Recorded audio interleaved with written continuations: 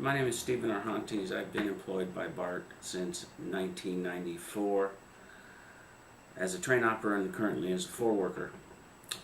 My experiences over those 19 and a half years is I've been fighting the district since day one. The district refused to pay us for our first day in 1994. I subsequently had to end up bringing in the Federal Department of Labor to get my whole class paid and to get us off that two-tier pay scale that was just brought it in. I used to be a union steward under the Bob Smith administration and the Harold Brown administration. I've written several grievances, and I have personally taken the district to task, both in-house and through outside civil action, which I have won. During these negotiations, I've shown why I should be president and business agent. I called out the board of directors on Hawk and Veolia. I've done a lot of research on them, and I made a presentation to the board months ago showing the illegal activities of both Hawk and Veolia. I even took a tight day off and went up to Vallejo taking pictures of the activities up there, and even walked into the Alstom building to see the two train cars up there, and was escorted out of the building. That was just to let the district know that I was watching them, and they couldn't get away with anything as far as the union was concerned. I've written letters to the PUC on the activities of BART and what they've been doing. I've made presentation to the Dublin City Council asking for their support during these negotiations. Lately, I've been in contact with Assemblyman Hernandez over the safety hearings, and his rep, and is trying to work out a plan right now to give over some BART documents on training to assist with their investigation. Right now my slogan is by the people, for the people, as I feel everyone needs to equally be represented by their union leadership, no matter who they are.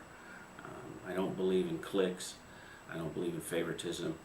Everybody pays their dues. Everybody has the right to the same representation, no matter who they are and where they come from.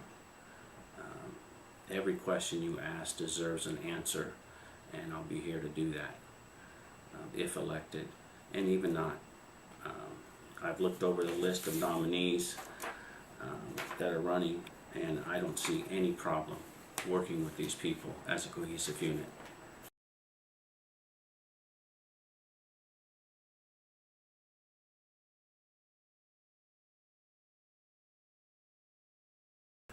I believe in accountability and transparency. If we expect to hold others accountable, we need to first hold ourselves accountable. The membership has every right to be informed on the actions of the e-board going on. Subsequently, what's been going on lately in these negotiations and this last-minute fiasco by the district, the membership needs to be informed on the actions of the e-board and what we're planning and what we plan on doing.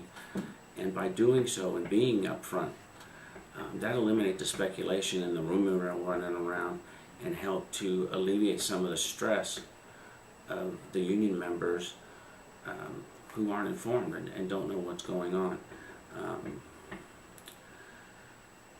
The current tension that has gone on between the e-board and amongst themselves,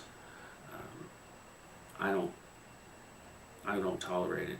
It's not right. It shouldn't be done. The e-board needs to show a united front in front of the membership. Those tensions and those personality conflicts should be taken care of during the executive board meeting and not during the member meeting. That membership meeting is for the members to get more information, ask questions, and get those questions answered.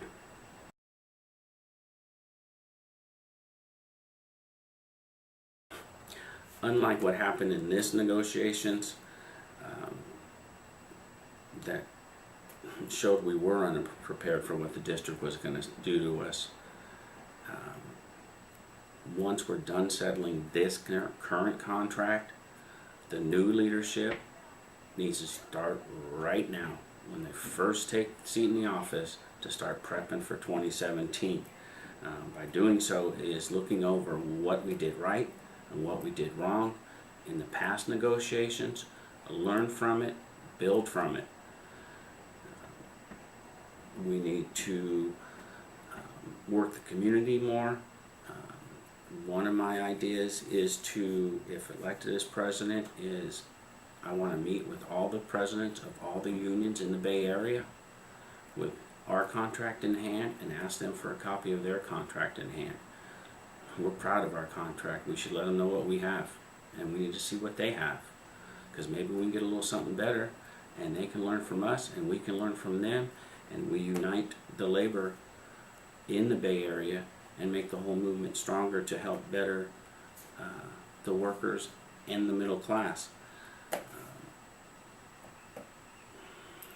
I want to form also with those negotiations and prepare for 2017 as a political action committee to do research on potential candidates in that, and to let them know ATU's here to help them out, not by just giving them money, but by volunteering in their campaign in our ATU uniforms. And that way they show that we work for them, and their constituents help see us out there, and we're getting our message across. So we're also building a relationship, hopefully, with the public by showing, hey, the union's out there.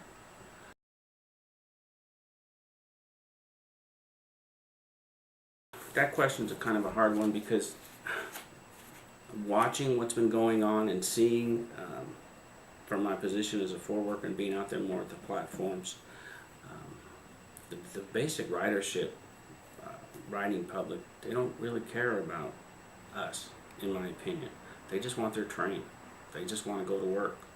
And in one sense, I don't blame them. But yet, on the other sense, is that just means they're not educated on the labor movement and the downfall of the middle class. So what I would like to do is put together a team of our members to develop a pro-union educational program. If we can come up with some pamphlets, once that's developed, they can, with bullet points, we can hand those out. But the thing behind, and my theory behind the educational program, is to have it to where it's a presentation that we can make on career days to local high schools and colleges on why unions are needed and how it benefits the Bay Area middle class and the working class. And without the unions, we're facing the downfall. You know, it's a race to the bottom that the one percenters and the wannabe one percenters want us to go through. And you know, as I learned this time around, ATU 55 is not going to put up with it. We're going to do everything we can to fight for it. So that's one of my things I would like to do as far as trying to help get the public and the future working force on our side. Thank you for your time, and I appreciate it.